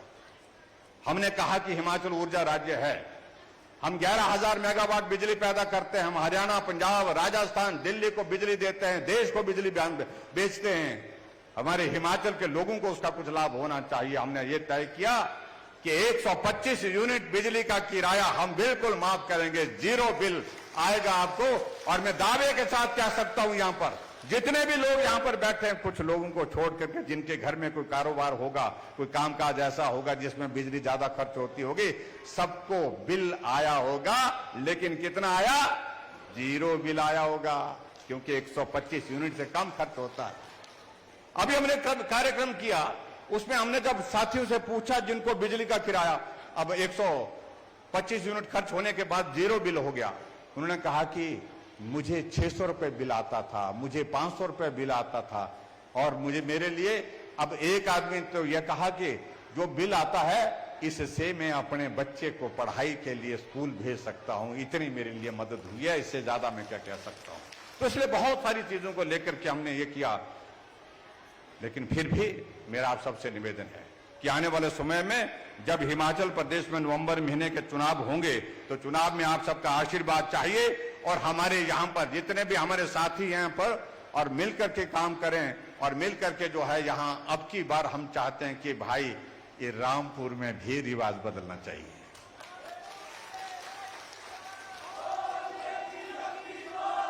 बदलिए रिवाज को भाई, ये बोल के नहीं होना, खटके होने। तो इस काम को आप करिए, जो आप बोल रहे हैं इसको करके दीजिए जो बोल रहे हैं। और मैं ये कह रहा हूं कि इसको करके देंगे, उसके बाद हमें पूछना कि रामपुर के लिए कहां कमी छोड़ेंगे, कहीं कमी नहीं छोड़ेंगे। ये मैं आपके बीच में कहना चाहता हूं।